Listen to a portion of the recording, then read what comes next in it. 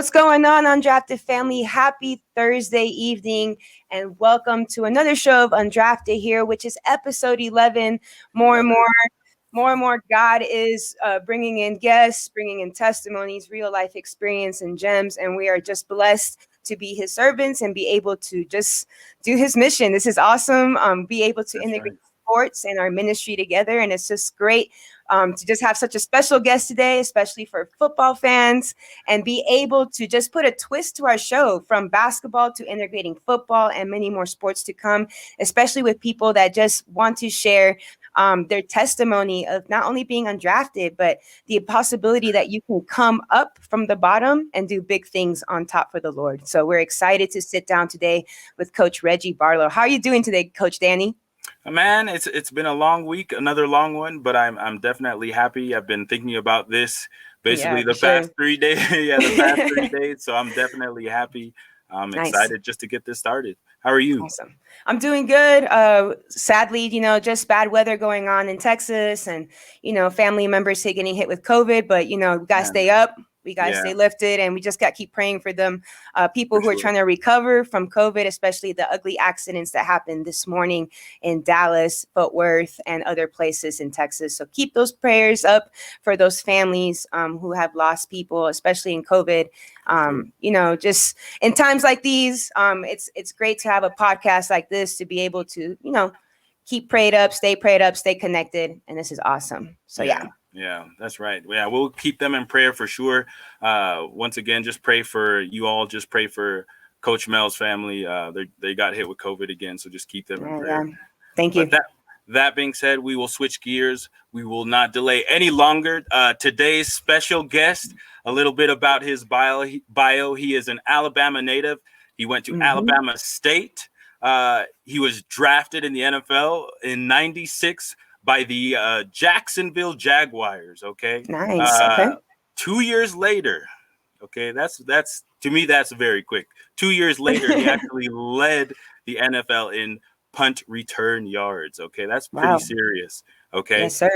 He also has a championship. Okay. Super Bowl championship with this year's NFL champions, the Buccaneers, and he is currently head coaching Virginia State. Let's give it up for Coach Reggie Barlow. Hey, welcome, sir. Welcome. How you doing? How you doing today? I'm well. Let me go ahead and send. I really appreciate it. Awesome. Well, let's get right into this. Coach, we like to begin our show the same way every time. We like to ask our guests, what does the word undrafted mean and signify to you? We know you were drafted, but maybe thoughts of not being drafted might go through your head during the time. But what does that mean to you? Well, there's been a lot of undrafted guys that I played ball with in the NFL that were guys that was determined to show that they probably should have been drafted. Okay. And once they got the opportunity, they came in and did a really good job. The list goes on and on with guys who didn't get drafted, but still was able to excel. Prevail. Okay. And did you ever feel like maybe this may not be for me necessarily, or did you ever doubt yourself maybe in the draft process? Like maybe I may not be worthy, so to speak. Well, I mean, they obviously give you a bunch of information about where you may get drafted. Okay. For me, I was supposed to get drafted between the 3rd and 5th round. Okay.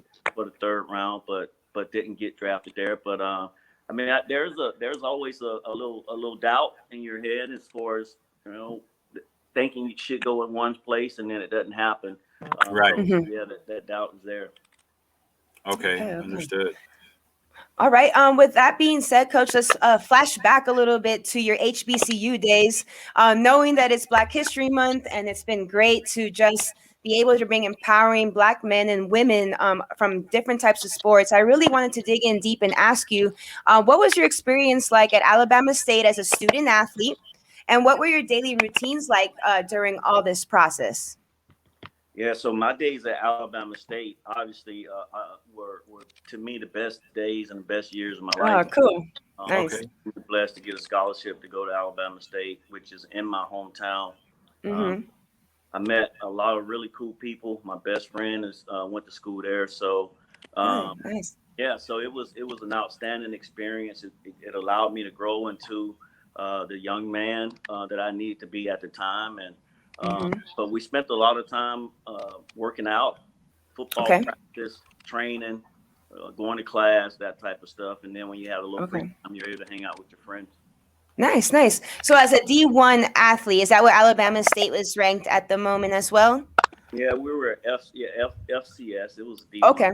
right? Okay, okay. And were you able to find a good balance? Like, what was your like daily schedule looking like? You know, just for our student athletes in high school to have the opportunity to, hear your routine.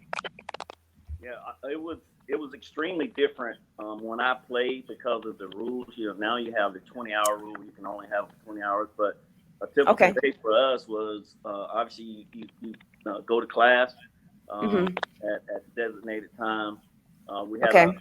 a lifting group, so I might have had an 8 o'clock class from 8 to 9 on Monday, then a 9 o'clock class from 9 to 9:50. Yeah. Then head over to CAF or whatever, grab something to eat, go watch film during the day Okay. while you got a little time to break. And then that was our lifting schedule that took place around 2 o'clock or so for Okay. about 30 minutes. And then we had practice. And our practice Okay. went like 3 o'clock to perhaps 6 or Wow. 5:30. Yeah, our coach Okay. Sheesh.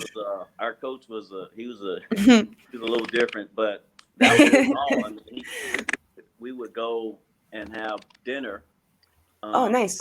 and then come back to practice, like from 7 Sheesh. to 9 or something Uh, on uh Tuesday. So it was extremely difficult schedule to try and manage, but Yeah. early, Okay. early early on we had some struggles with it, but we eventually got it together. Okay. Nice. Now, did your Okay. passion for football, has it always been there? And was that type of schedule and that type of training, were you already accustomed to that? Or was that something you had to get used to? Yeah, so my passion actually is baseball. Oh, I really Oh, love okay. it, nice. and Okay. I grew up playing it. My family, I got it's five boys in my family. We grew up playing baseball, Okay. Okay. and that was a passion of mine. But I actually earned my scholarship playing baseball. The head coach at Mm-hmm. Alabama State was actually his son played on my baseball team. He was at a game and saw me running around and asked that I play baseball, and kind of went from there. But I will Okay. say Okay.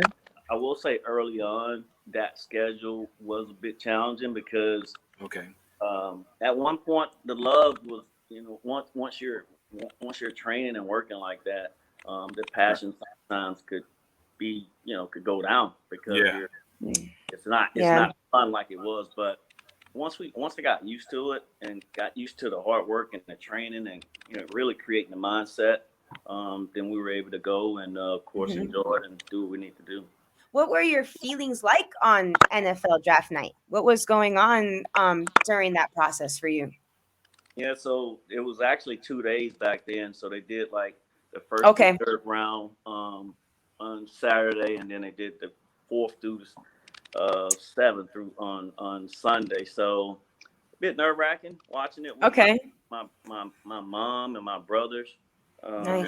Nice. just hoping that you would get drafted, but Mm-hmm. the next day on Sunday I got drafted early, and just all the hard work that we had put in. Yeah. We were just, it was an awesome blessing to know that you got a chance to do something that many people hadn't had a chance to do. So, Right. Yeah. Yeah. blessing. Yep. Okay. And then if you could walk us through that first week with Jacksonville, correct? Right. Yeah. That first week, do you remember exactly what had gone on or like the differences between, college and the jump that you had to make and just your overall thoughts during that time? Yeah. When we started, usually they start you off with a mini camp, maybe a Okay. month or so after you get drafted, Oh, and then okay. you go down for like 3 or 4 days, and you practice twice a day on one day, twice the next day, and then one the next one. But I was just I had the mindset had been created in me about hard work and had been created in me that you want to go and show that you belong. Coming from a smaller school, Right. HBCU school, sometimes there are words that are said about HBCU schools and small schools. So my Yeah. intent was to go and just show that I belong. Obviously, it was adjustment. Hmm. We Yeah. had adjustment. The guys are bigger and stronger than what we had played against, but we were able to, eventually get settled in and realize that we could compete on that level with those guys. Okay. That's crazy. Now, Okay. is within everybody being bigger, stronger, faster? How's the trash talk as well? Is it that much more? Does it get to you, or are you not a person that's bothered by trash talk at all? I choose not to waste my energy track talking. That's Okay. that's not really something I do. No, I don't really do trash talking. It Okay. will get me going if a guy Okay. is talking trash, but I rarely. My demeanor has always been laid back, and Okay. Okay. even now I as a coach, understand. I talk to our guys about not wasting your energy on talking trash. Just play. Exactly. I'm the exact same way. One Yes, level. yes. There's no need. Okay. No. Nice. And with that idea also about, how trash talk can sometimes imbalance a player, especially a young player who doesn't know how to like balance their mental health. I was also intrigued to ask you, how did you maintain a positive mental health throughout your whole career? Like, what was your focus? What were you doing to help yourself stay, like you said, not only lay back, but stay ready? Yeah, I mean, obviously, we lean on God a lot. We spent time praying a bunch. We Nice. we Good. had a journal that we wrote in to write out Okay. our feelings, and even now to go back and read some of that stuff is, just to know that's where I was at that time. So between prayer, I was blessed to have some really good teammates that Mm, counted amen. me on their wing, and they big brothers to me. That's Cool. important. Yeah, so just praying, um, Okay. uh, doing my journal, writing in that, and that kept me going. Did you Nice. have a mentor as well growing up? Like somebody personal that you personally went to? My college coach, Okay. Okay. like after I left school, and then my receiver coach, Coach Totten. I spent a lot of time talking to those guys as well about things that were going on. Okay. Hmm. Hmm. And then one of the real blessings was a guy named Eddie Robinson that played with me in college. He had been in the NFL for about maybe 3 or 4 years at the time, and Okay. he also was on the Jaguar team. So Oh, okay. he definitely took me on his wing and taught me a lot about the NFL, about that Hmm. life, and Okay. Yeah. what it could do to you if you're not right. Hmm. Right. It's important to have those people in your life Yes, Yeah, indeed. for sure. help Yes, you for sure. watch out for the roadblocks. All right, right. Oh, another thing, Coach, that I'd like to ask you, I was as we were researching you this week online and figuring out, how it was to how I guess gears switched for you for your career path. It was talking about on the bio that your passion is coaching. Yeah. I don't know if that's right. I mean, I'm asking you personally, but I just would like to know, what did you know? When did you know it was time to switch gears on your career path? And what was God's call looking like for you? How did you know that all of this was in the works and in this plan that He has set for you? You're Well, right. most of the times, we rarely get to choose when we leave the league. I mean, but sometimes your body. I had a knee surgery, and Oh, okay. yeah, after 8 years, I didn't feel like I was as explosive and all that stuff that I had been. But as Okay. I was finishing out my career, I knew I wanted to be a coach. I started keeping all type of notes from all the meetings Hmm. that I was in with our coaches. I Coach Richard Mann, who coached me in Tampa. I spent a lot of time talking to him about being a coach, and he gave me some really good stuff to think about, and Mm-hmm. what Mm-hmm. means, and how you can be a beacon of light for people, for young men in this profession. Nice. So we knew that we wanted to do that. I can't necessarily say it was always wanting to be in the college coach. I just want to go home and coach at my middle school, Bellingraph. Nice. For me, but we've been blessed to be able to coach in high school, and then we're also, I think this is like year 13 or something like that for me being a head college coach. Okay. Wow. Okay, that's quite the journey. So your injury kind of led you to this new career path God already had set for you. So that's kind of crazy how a negative became a positive. Oh yeah, that's exactly how it was, and in our life. I mean, we find ourselves anyway. Hmm. I mean, you look at COVID, um, and I know COVID has hit a lot of people, and it's just a horrible pandemic. But there have been some things that people have been able to come out of COVID better and bitter. Um, Hmm. and I've seen people writing books who never would have thought they would have did things like that, but COVID kind of Yeah. slowed us down, and so yeah, sometimes adversity, Hmm. sometimes there are blessings behind that person. There are, and I mean, I would love to share with you. Like even this morning, I don't know if you found out about the Texas crashes that were happening because of the black ice and the casualties that there were this morning. And what was crazy was last night my sister tested positive for COVID, and she drives that route every morning. And what was crazy was my mom texted me, and it was just surprising. You know, I was in athletics this morning with the kids, and I got the text, and I was looking at it. I kind of had to pause for a second. I read it, and I was just like, wow, like, you know, this positive of COVID, you know, most people see as a negative, you know, and much more, saved my sister, possibly saved my sister. You know what I mean? And that for me was like, like a brain, like it was just crazy for me. It's just shock. And I was sharing it with my students today, and I was just like, God already knows what's going to happen. He's already ready to protect and you know, just be ready to like make the adjustments in our lives. And I think that was just very. I just wanted to share that with you because you said that, you know, like adversity, you know, sometimes can be a blessing in disguise. Hmm. Right on. Yeah. Well, hope that your sister gets well soon. Oh yes, thank you, sir. Yeah. Thank you. Now, if we could rewind prior to your injury when you had gone to Tampa, actually no, even before that, 2 years after you had gotten drafted, you led the league in punt return yards. What is it that you see differently during that? What is it? Might be what 7 seconds you're running from end to end. What is it that you see differently from other, and that separates you and sets you apart from other kick returners, punt returners, Mhm. and just other NFL players? Man, I was running scared. I was scared. No, Okay. yeah, we honestly, we had a really good special teams coach, Larry Pasquale, and Okay. they really surrounded us, surrounded myself and other guys with some really good integral parts that was on our punt return team. Those guys kind of felt like I could take it the distance and average a good, have a good average. So they did a good job of blocking for me. But I think me Nice. being a baseball player and playing center field really Yeah. allowed me to judge the ball and to be able to get myself where I could catch the ball. That came pretty. That's interesting.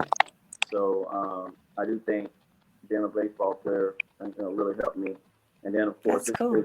it's a field thing. Once you do that, have a Yeah. good vision, uh, making sure you watch the ball in, and then of course just going with whatever return that's called. Okay. Oh, sorry, coach. What position did you play in baseball? I was a center fielder. Center Center. fielder. Okay. And then is that the only position you were able to play for your passion? Um, they might have moved me around all around the outfield, maybe the upfield, Okay. Okay. center field. I think I remember playing third base a time or two. So Okay. Okay. But yeah, Nice. so we moved around a little bit. But playing center field, I mean, you gotta get to the ball. You gotta judge it and get to it. So I think that kind of helped me as a punt. Nice. Okay. Did safety or free safety ever pop into your mind at all? Well, I did play free safety in high school. Okay. A lot of these schools you have to play both ways. So Yeah. I did play a little free safety, but um, that was just more of them putting a athletic guy because that's real similar to playing center field as well. I mean, Yeah. you're all Okay. back there Okay. by yourself. So So we did play a little bit. Okay, Okay. nice. And then a couple of years later, we were traded to Tampa, and then we won it. We actually won a Super Bowl with them. Can you walk us through, I guess, your first year there, and then what was the process like leading up to it? Well, I was playing for the Raiders, and Coach Gruden got, he left Oakland and Okay, went to Tampa, and I ended up getting Oh. from Oakland, and then he just brought me over to Tampa. So our first year there, we were blessed to play with some really great football players, some Hall of Famers, Derrick Brooks, Warren Sapp, Rondé Barber. It's just the team was loaded. Allstott still there? Mike Allstott was there. Man, So the team was loaded. The coaches did a good job of putting guys where they need to be. Our defense was Okay. outstanding, and we were able to go and win a Super Bowl that first year. So that was Nice. fun. That was a fun thing. no, and deservingly so. So Melly. Anyway, they just know back in the day, they were tough. They were The tough. squad was tough. They were tough. I know. So I'm a Denver fan. I know every time we played, a lot of times we played Tampa. Bro, Mike Allstott. I always just remembered that guy. Like he would not take it easy on him. He was a monster. But that being said, Believe it. deservingly so. What has coaching taught you that you wish you knew as a player? Just more of the X's and O's of it. Obviously, there's a lot of detail that goes into coaching in terms of lining guys up, just being able to be their eyes, per se, as you prepare the game plan. So, obviously, as a player, you have to know the plays, and you have such. I mean, you have technique that you've been taught, but it's just knowing the game even better as a coach. Yeah. That's the thing that I wish that we were a little better at as a player. Okay. So you mean basically, just to repeat it about our student athletes should study the playbook more and be familiar with. Oh, so like our student athletes should really, like, just how they study in the classroom, they should study their playbooks and extra notes and really feel like that gain knowledge be kind of like engraved naturally, like how we do like our studies, like Right. before we for a test. Yeah, I mean it's a similar thing, and once the higher you go up in playing football, the more you do. Obviously, in the NFL, it's all day. I mean, you go there just like you do a 8 to 5 or 9 to 5 job. You're there 7, 8 in the morning, lifting weights, and then there's a bunch of film watching throughout the day. So, just as a player, I wish that I obviously was able to study, the concept better and all that. But it changed though as a coach. I mean, we spend a lot of hours watching film just so we can get a beat on the team. Back as a player, you didn't do that, but you certainly have to. You have to spend time with. We talk about how do you spell love. Most folks spell it LOVE, but we spell it TIM because the things that you love, you want to spend time with. So. I guess all the young athletes out there, I mean, not just football, but other things that they love that's helpful.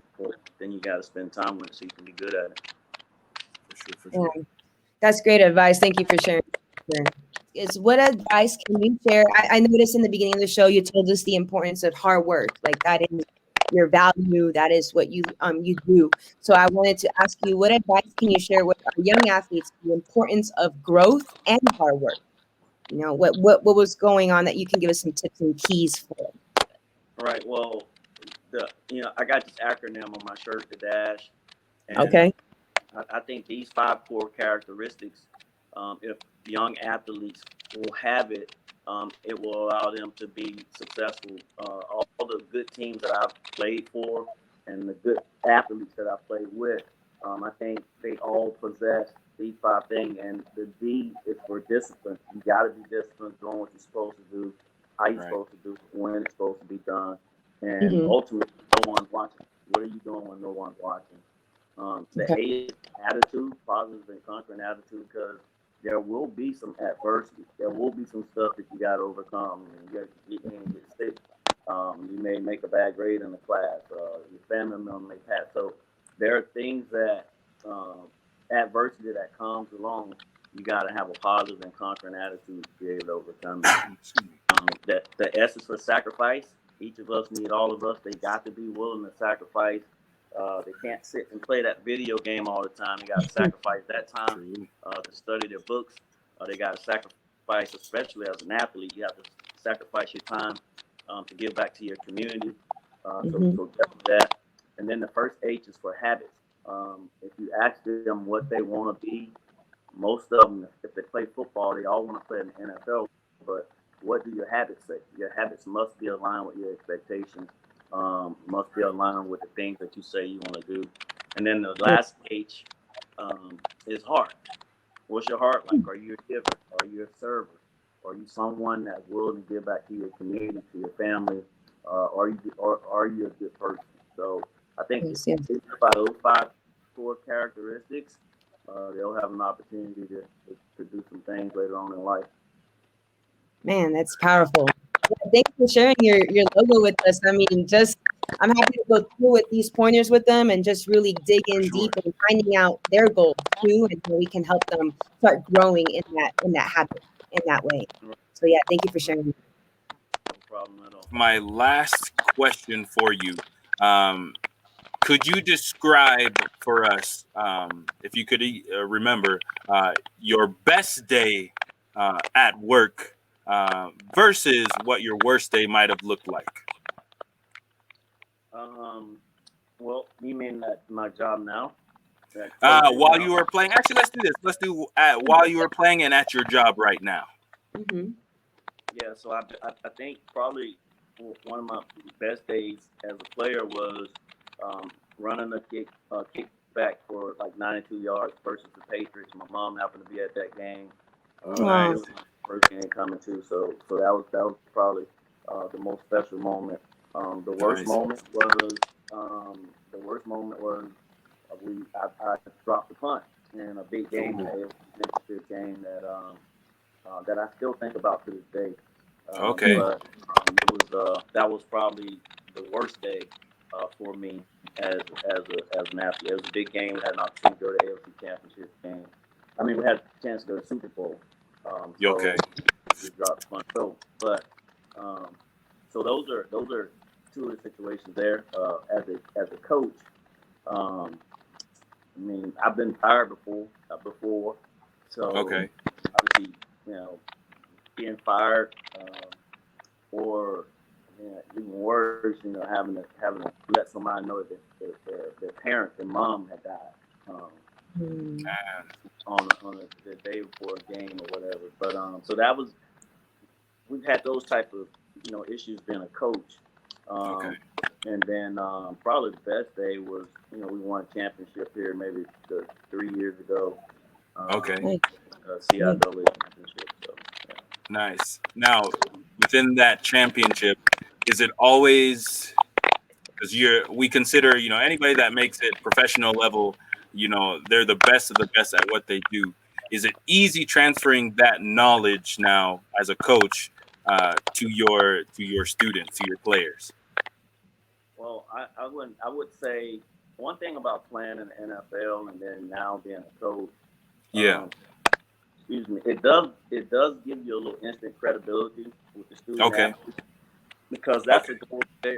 They want to have an opportunity to go to the NFL, so they're gonna listen. They're all ears, and you got to feed them the right stuff because they'll see through BS. And you got to know you care about it. So we've been transition to take some of the things that we've learned as a player to use now in our coaching. And of course, like I said, once the fact that they know you play the game, you have a little credibility. So they're willing to listen and learn from. Coach Reggie, cereal first or milk first? Cereal. Okay. Bucks or Jazz? Bucks. Okay. Michael Jackson or Prince? Michael Jackson. Okay. Netflix or Hulu? Netflix. Okay. Cardio or weights? Cardio. Okay. Twitter or Instagram? Instagram. Okay. Coaching or playing? Playing. Oh, okay, player. Okay. And then now give us, please, your top 5 teams for next year in the NFL. What are your predictions? All right, so let's start with 5. I'll say 5 will be, well, let's do it like this. Let's start with 1. Tampa Bay. I think Okay. they'll have an opportunity to be 1. I think Kansas City, again, will have an opportunity to be 2. The Nice. Green Bay Packers, 3 perhaps. 4, the New Orleans Saints. Okay. And 5, 5, I'm going to say, 5. Let's get somebody like the Washington Redskins. Maybe they'll show up. Okay. Or the Denver Broncos. Denver Broncos can make it there too. One of these days. Yeah. Anyway. One of these days. But no, awesome. That's what's up, Coach. Thank you so much. Thank you again for playing, Coach. We appreciate your time. We know that you are very busy. We wish you the best of luck again with Virginia State this coming up season. We're blessed that you guys are protected safe from COVID and that you and your family team are safe. And that we just want to thank you again for being able to drop through and share with us your journey and your testimony. And thank you again. We're just so excited that we were able to host you today. Hey, I enjoyed it. I was looking forward to getting on with you guys, and thank you.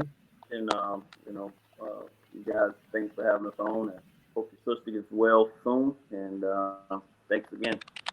Yes, thank you, sir.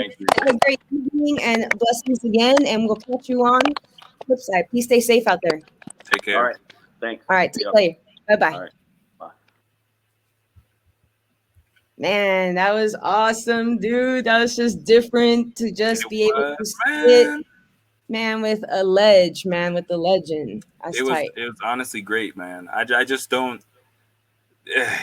When you're still excited, anyway. Yeah, it's such a humbling experience, really that to really see God, place already these plans in these people, and the fact that they're humble enough to share their testimony, man. Yeah.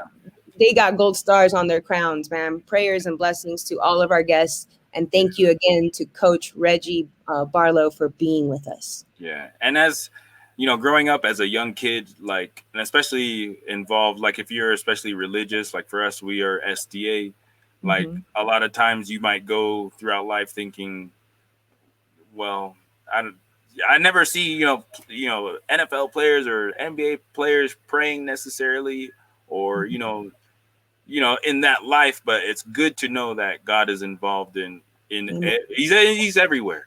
He's everywhere. He's not lying. He's not a liar. So, but that being said, I'm glad he worked out in Coach Barlow's life as well. And he continues to work in everybody else's. You just got to watch. You got to watch. Awesome. Thank you again for another episode of UTP. Again, if you are interested in our gear, you know what it is. Coach Danny is wearing it as we speak. $25 for the beanies, $30 for the hats. Again, thank you again to Aymed Monje and Aymed Designs for creating our logo and much more. Tune in for future more interviews and catch-ups that we'll be doing together. And we'll catch you guys on the flip side. Stay safe out there, UTP family. This is Coach Meltarasi. This is Coach Danny in your face. And we'll catch y'all later. Have a good one. Bye. Take care. Bye.